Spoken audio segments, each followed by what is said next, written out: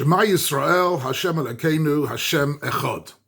Arguably the most well-known and the most foundational, important pasuk of the entire Tanakh, and I'd like to have a closer look, particularly at the first two words, Shema Yisrael. Who are we addressing? What are we saying? And what are we supposed to be listening to with the word Shema? The first thing to clarify, though, is a misunderstanding, I think, that people have because the Shema is in the Siddur. People tend to think that Shema is a tefillah, it's a prayer. And this is a mistake because prayer for us has a very particular definitions. And as the Rambam writes in Hilchos Tefillah, the essence of tefillah is asking HaKadosh Baruch Hu for our needs, whether it's our personal needs or our national needs, whether it's our material needs that we ask for during the week. We ask for parnasa and for refuah. We ask for leadership, or shiva shavteinu k'vorishona. We ask for redemption, b'Yerushalayim ircha b'rachamim tashuv. Or on Shabbos and Yom Tov, we ask for our spiritual needs. Kadshenu b'mitzvosecha, taheh libeinu la'avtecha be'emes. But we're asking HaKadosh Baruch Hu for what it is that we need, that we're lacking. We turn to HaKadosh Baruch Hu in order to help us lead the fullest life possible. Shema is not a tefillah. It looks like a tefillah, and it's in the same book as all our other tefillahs, but actually Shema is not a prayer. We're not asking for anything. It's not a petition of any sort. So what is it exactly? The best definition, I think, of what Kriya Shema is what the Americans tend to call a pledge of allegiance. It's a statement of commitment. It's a moment of affirmation of our beliefs on which everything else is founded, right? The Americans have a pledge of allegiance, that we're pledged to one nation and justice and justice for all. In some sense, this is the foundation of everything else that happens.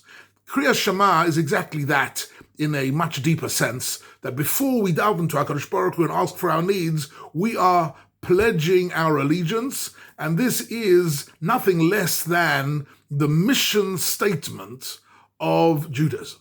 Shema Yisrael contains within it, if it's understood properly, all the elements of our mission statement, and therefore I'd like to have a closer look at really what the words Shema Yisrael mean in the few minutes available to me now. So I'd like to offer you 4 different perushim, all of which really are compatible with each other, giving us different dimensions of understanding about what it is we're really saying when we're saying Shema. Firstly, maybe a good place to start is an idea which I saw in the writings of Rabbi Yitzchak Hutner Zatzal, Parshat Yitzchak. I was able to hear some of his shiurim face-to-face many years ago in Yerushalayim, the last few years of his life.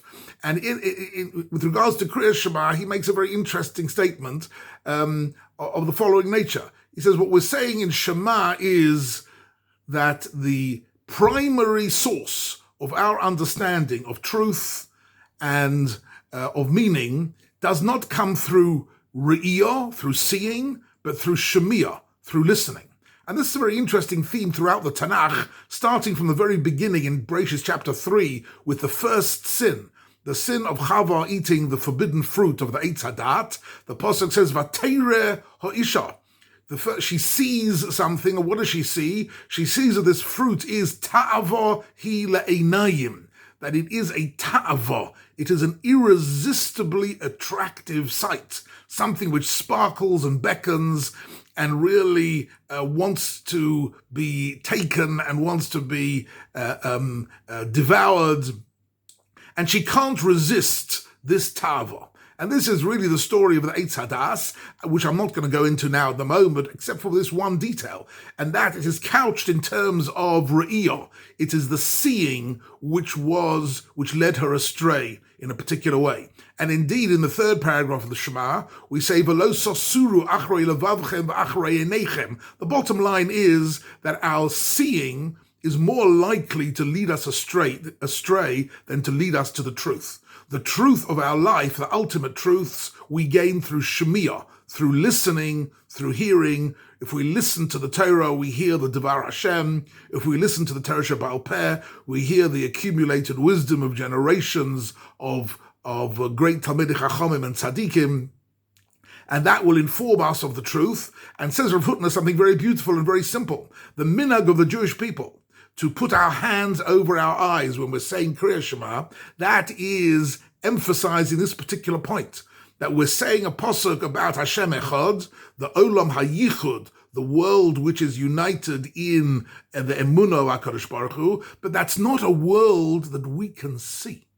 If we open our eyes and look around us, we don't see the Olam HaYichud, we see the Olam HaPirud. We see a world which is divided and a world in conflict of different forces and different ideas and different considerations and different cultures, and everything is in conflict with each other. We don't see a united world under Malchus Shemayim. But Shemiyah, we understand that such a world is possible, and that such a world will one day exist. If you look at Rashi on the word Echad, Rashi says it's a reference to Bayom Hahu Yeh Hashem Echad. It's a reference to Yemos HaMashiach. So in actual fact, the idea of Yichud Hashem is something we know about through Shemiyah, not through Re'iyah, and that's why we start with the word Shema. That is Perish number 1. Perish number 2 is from the Maharal in Nesivas Olam, Nesiv HaAvodah, chapter 7, where he says that when we accept upon ourselves this emunah in Yichud Hashem, we are not doing so as a single individual. We're doing so only as a member of Am Yisrael. It is only Am Yisrael as a unit that can be Mekabel Malchus Shamayim. And therefore we're saying Shema Yisrael, we are addressing the rest of the Jewish people and saying, listen to what I'm saying. I am saying Hashem Elokeinu Hashem Echad, but I'm saying it only as a member of the entire Klal Yisrael, and I'm saying it in a sense on behalf of Klal Yisrael. It's not a personal, individual statement, and therefore we're saying Shema Yisrael, we're addressing the rest of the nation. That's point number 2. Point number 3 is extremely beautiful, from the Sfas Emes, who says, actually as a parish on this week's Parsha, that the 10 Commandments appear immediately just before the Kriyat Shema in Parshas V'eschanan. So he says that if we look at the 10 Commandments, we are told that the first 2 commandments, Anochi Hashem Elokecha, right, our emunah in HaKadosh Baruch Hu, and Lo Yeh Lecha Elohim Acherim, the negation of all pagan gods, the first 2 commandments, this we heard directly from HaKadosh Baruch Hu. We didn't hear it through Moshe Rabbeinu. In fact, Chazal have a beautiful gematria, a simple gematria on this, that Torah tzivot lanu Moshe. Moshe Rabbeinu taught us Torah, and Torah is gematria 611. Asks the Gemara, why 611? Why not 613? So the Gemara says, no, Moshe Rabbeinu taught us 611 mitzvahs, but 2 mitzvahs, the first 2 commandments, we didn't need Moshe for that. We heard directly, because that was the Koil Hashem which came on Har Sinai, which we heard directly, unmediated by any Novi. And therefore, on that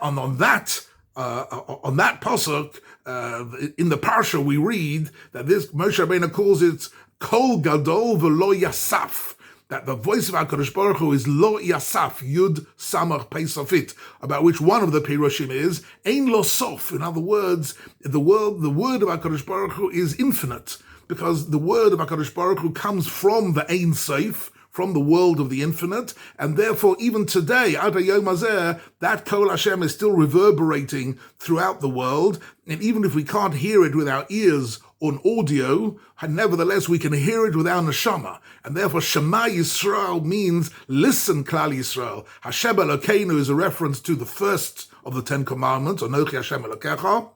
HaKadosh Baruch Hu is our God. Hashem Echad is the second commandment, Lo Yeh Lecha Elohim Acherim, a negation of any other gods, any other supreme values in our life. So this is Shema Yisrael, the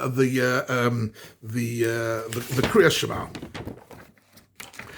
The final Perush comes from a Gemara in Pesachim Daf Nun Vav, which the Rambam brings down in Hilchos Kriya Shema, which is that originally this pasuk was said by Bnei Yaakov. When Yaakov Avinu was on his deathbed, he wants to know, has he achieved something that neither his father or grandfather achieved? That all his children would follow in his derech and share his emunah. So he asks them, do you share my emunah? And they say, Shema Yisrael. They're addressing their father, Abba Yisrael.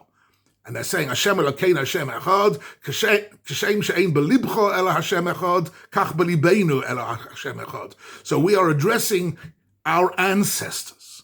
And this is the idea of Shema Yisrael. We're talking to our ancestors and saying, as you had a great emunah, so do we. We are sharing our emunah of the ancestors. We are hearing the Devar Hashem from Har Sinai, right? We are making a mission statement that we are not standing here as individuals. We are here part of Klal Yisrael. And before we step forward and ask HaKadosh Baruch Hu for anything, we are making the ultimate statement of affirmation.